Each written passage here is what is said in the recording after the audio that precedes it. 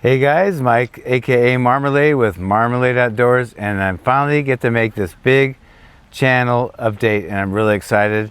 And man, I have waited to do this for a long time now. I've been asked a lot to, hey Mike, what's your plans for the summer? And every year I make a video of my plans. It took me 5 years to do the PCT, so for 5 years that was my plan. But I've had other goals besides that, and I'm excited to share what my goals for this year, 2025, are.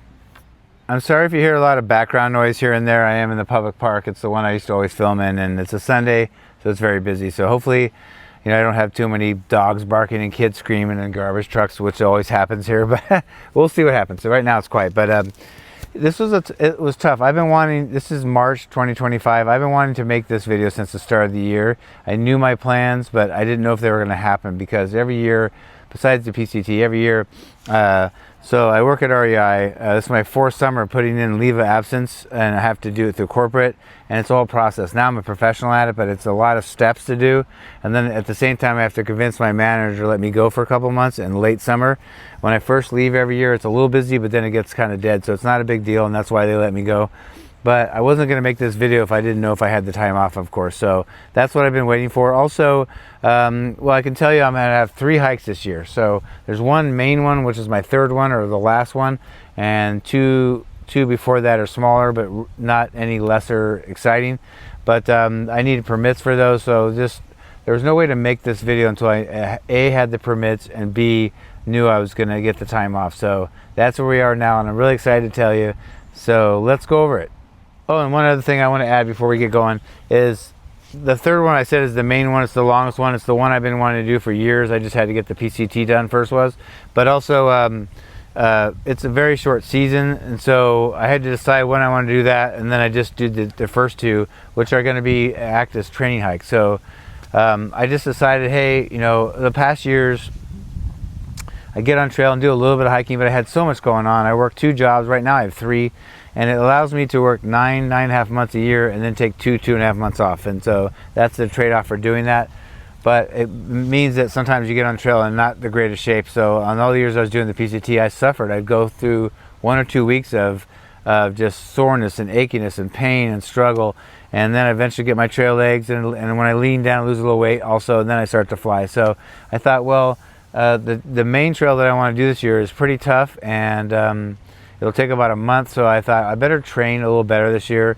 And what better way to do the first 2 training hikes but in the Sierra. I love the Sierra. This is the start of my 9th year of hiking. I started in 2016. I have 8 full years, and now I'm starting on my 9th.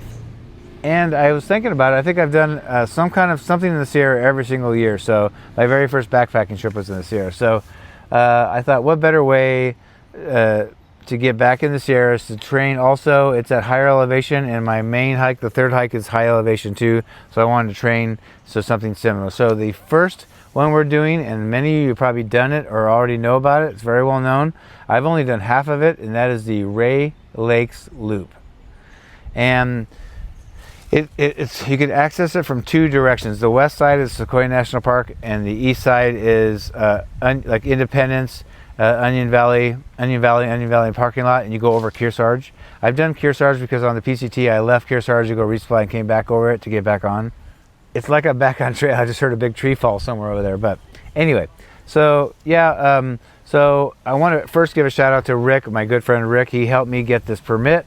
I want to thank you. And you have to get the permits 6 months in advance, and they go in within 5 minutes. So that was another reason why I couldn't make this video earlier, because I didn't have the permits. But we have one going over Kearsarge, and I'm going to go clockwise.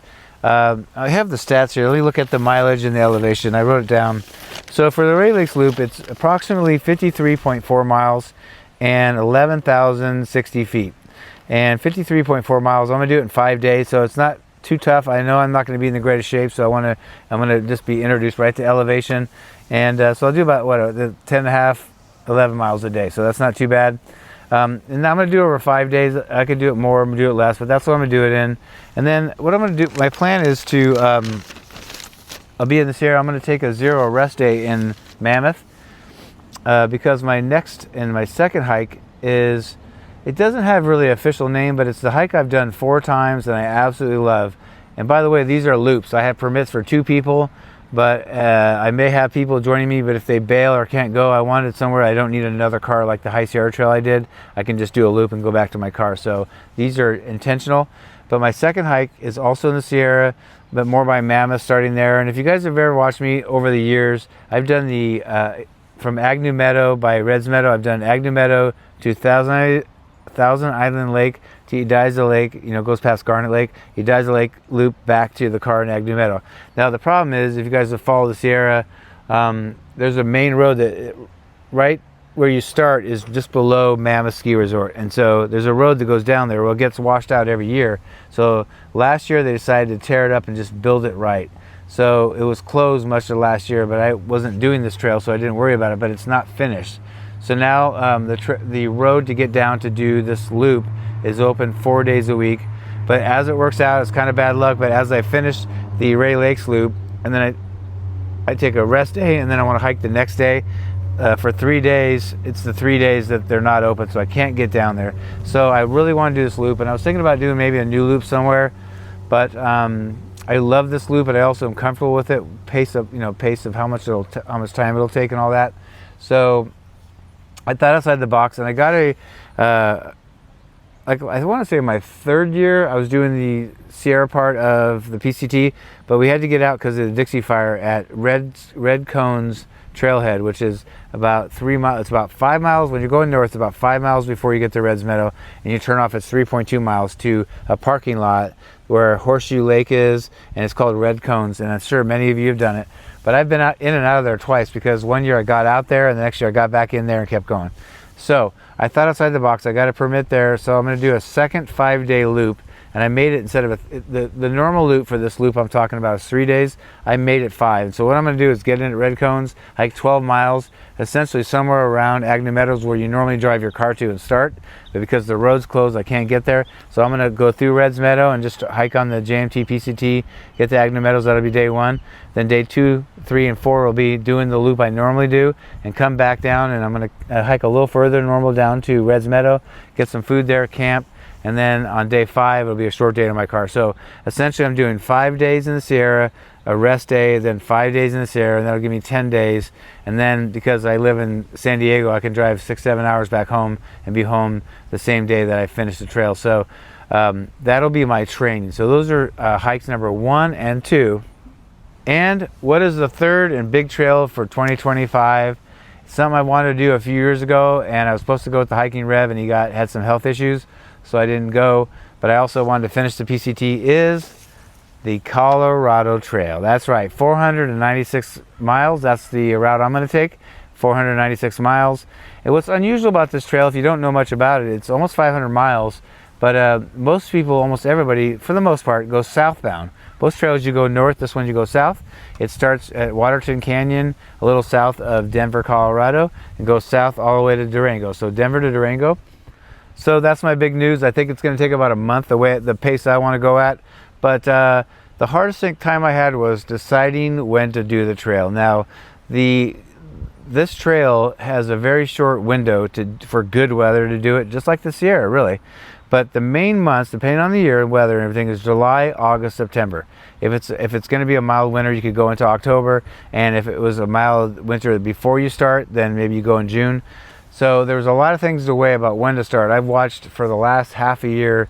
After I finished my hikes last summer, I was already planning this summer. Just starting to think about it and ask friends and just felt people out about what to do. But I've been wanting to do the Colorado Trail for a while. And when it came down, I watched a million videos, went on the Colorado Trail Coalition, like the website for the trail and all that stuff. And it's really confusing because July can be tough in a few different ways. One is that I'll go over a stat that matters why you may not want to go in July some years. Is the average elevation for the entire almost 500 miles is 10,300 feet. So taller, the average is higher, I think, than the Sierra. So why this matters is if you go early and it was a big snow year, when you're at the high elevation, you're going to hit and encounter a lot of snow and slow you down and be dangerous and all that. So can I do the snow? If I was doing I want to do the Triple Crown someday. That's one of my goals. And I would do the CDT, which overlaps most of the Colorado Trail. But when you do a long trail, like this is a through hike I'm doing 500 miles, but when you do a long through hike like the CDT, then you get whatever snow and weather you get, because that's just, you just have to make it. Where a Colorado Trail, you can be a little choosier. What's neat about the Colorado Trail is there are no permits required. So, you know, if you plan on being there on a certain day and you're a little late, a little early, you just go. So that's great. But yeah, so a couple things that didn't attract me to July, and that was the snow, possible snow levels and the higher elevations, and also one of my least favorite things about backpacking at a certain time of year is bugs, and specifically mosquitoes. If you noticed, last year I did the High Sierra Trail. I had a JMT permit. I ended up getting elevation sickness, but I did go out for another week after that when I felt better, and I got Diamox, which I'm going to bring on the Colorado Trail, by the way. But I purposely booked that late July into August, because once you get into August, generally the bugs start to go away. There was a lot of water on the High Sierra Trail, and I saw 2 or 3 mosquitoes the whole time. Actually, one campground there was a few. Besides that, I didn't see them anywhere, and it's because it was right next to a creek. So one of the things I personally love to do when I backpack is I love camping. And whether you're by yourself or with people, you get to like this view, like here, you get to be at a campground, and we're talking a wilderness campground, and you get to be in nature and have the beauty, and you know, maybe there's deer going by and you can watch the sunset and all that stuff. And when you have bugs, they just chase you right in the tent. You cannot be out there, you can't eat, you can't do anything. So I thought that in consideration, but then I didn't want to go too late, because if I go too late on the Colorado Trail, then we're getting to really cold temperatures and maybe snowstorms and rain and things like that. So I told you that the first 2 training hikes were predicated on when I do the third trip, which is the Colorado Trail. So I decided that and the other thing I'll say real quick is August is supposedly monsoon season. So it's kind of like, well, when is the right time to do it? So I had to make an executive decision. I picked August 15th-ish. I think I'm going to start between the 12th and the 15th of August to the 12th or 15th of September. So that's when I'm going. And so that's why I'm doing, I'll finish the 10 days of hiking and the zero and all that in the Sierra on the 9th. I'm going to take I'm going to drive home. It's like 6-7 hours to San Diego. Take a day off the 10th, kind of pack and get reorganized, maybe mail out some stuff to myself on the Colorado Trail, and then maybe fly on the 11th. So if I get there on the 11th, I could start on the 12th or 13th. So that's the plan right now. And I don't know, tell me what you think. Have you done the Colorado Trail? And let me know what you think. With the weather, it's really hard, because one year you could say, no, I might go in July. I know I'm going to get people that are opinionated, and that's what frustrates me, because it's in the nature, it's year to year. One year July is great. The next one it rained and was thunder and lightning. So I'm just having to pick, because it's like everything, picking your poison. What is the least, like I would like to go earlier if I could, because I love, I want more water. You know, there's more snow melt, more water. Also, I love seeing all the flowers. I'm hoping in August there'll be flowers, but probably not many. But I'd rather go early and see flowers. But I had to pick. Well, and I know I'd enjoy it more if, forget the flowers, I know I'd enjoy it more if I didn't have so many thunderstorms and raining all night and all that stuff, and lightning and thunder and dangerous situation on the passes. So that was the thinking about picking the time I did. All right, I wrote down a couple stats about the Colorado Trail that I find interesting. The lowest point is right at the start. You remember you're going southbound and you're at Waterton Canyon. When you first start, it's a flat road next to a river for about 6.5 miles before you get the single track trail. And so the elevation is 5,522 feet. That's still higher than most of the Appalachian Trail, but that's the low point. And then the highest point on the whole trail is 13,271 feet. And that's 71 feet higher than the highest point on the PCT, which is Forester Pass at 13,200. So I find that interesting. But as I said before, the average elevation on the entire trail, including when you go down to towns, is over 10,000 feet at 10,300. So I thought that was crazy.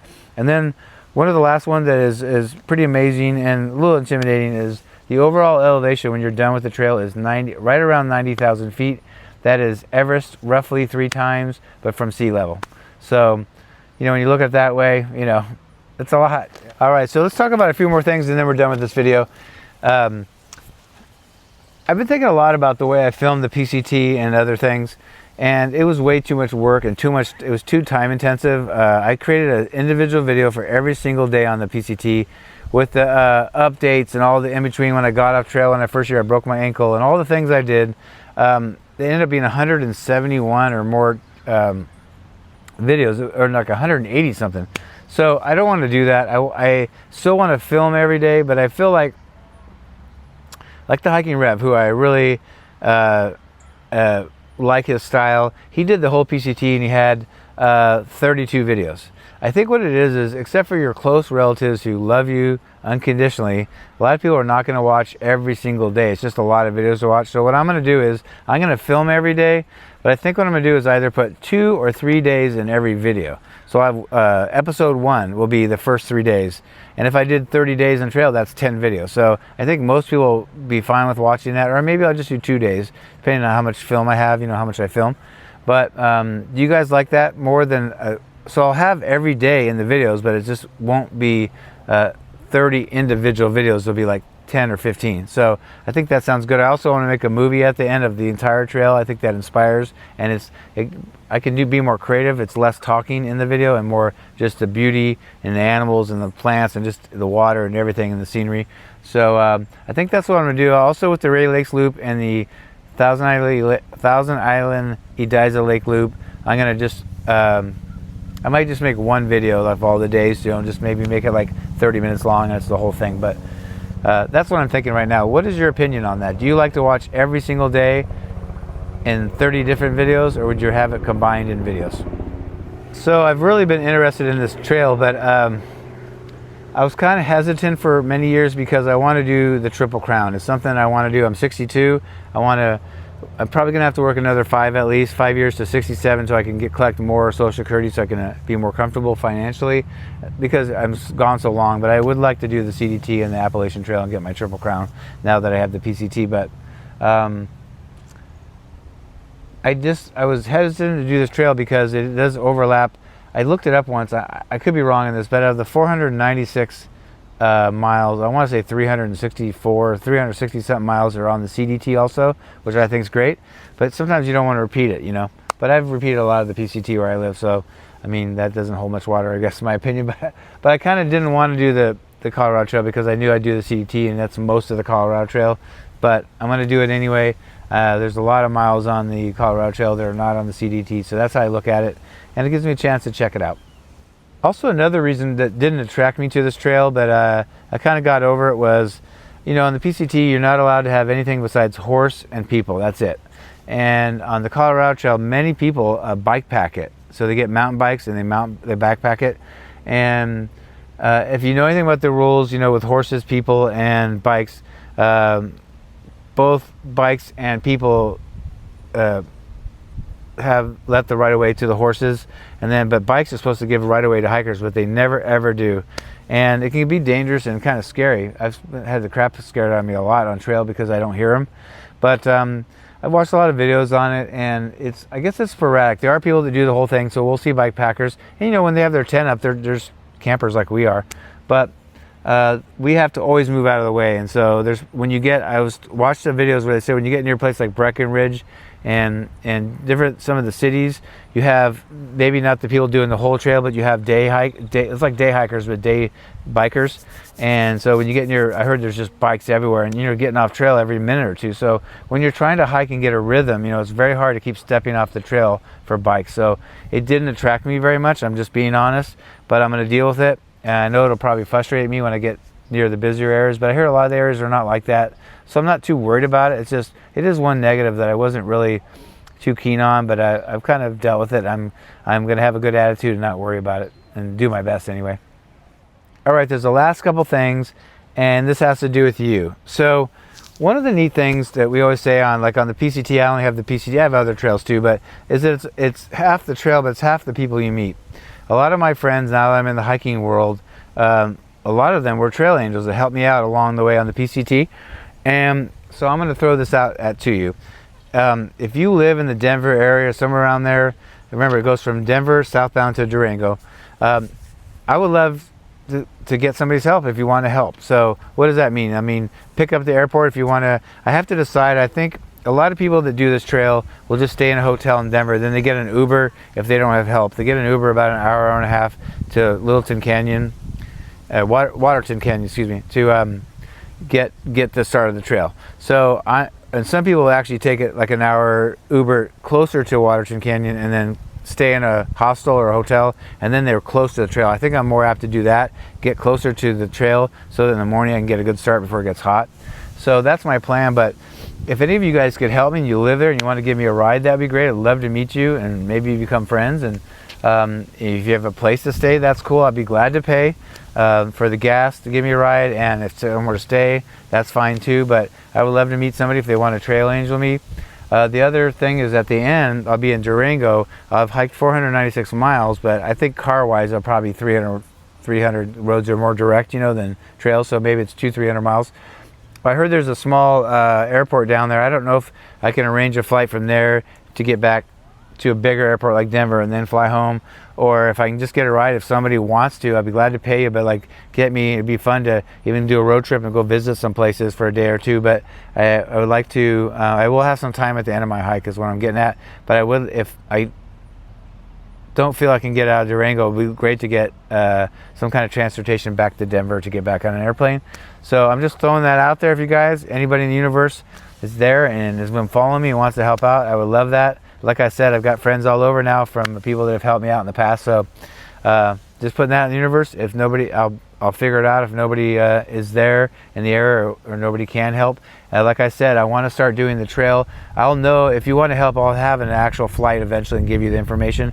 But I'm thinking I'm going to fly on the 11th or 12th and then start the next day of August. So, and then I'll be done at the same time in September if that helps you when it comes to picking me up at Durango. So. Yeah, let me know if there's any way we could meet. It'd be great. I'd love to meet you. Okay, and lastly, I bring this up sometimes, but if you'd like to help, these, you know, I'm working 3 jobs right now, but I normally work 2 jobs for about 10 months a year so that I can have 2 months off to go do my, you know, my adventures. It does cost a lot of money. If you like the content and you enjoy it and you want to help support, you can become a patron as low as, I think, $2 a month. And you know, you can stay on as long as you want and cancel whenever you want. If you want to do a one-time donation, PayPal. If you want to get something in my Amazon store, you don't even have to donate money. You go buy it through my Amazon store, something that's in my store, and it costs you the same thing as you normally would pay, and I get a little piece of that. So there's lots of ways to donate.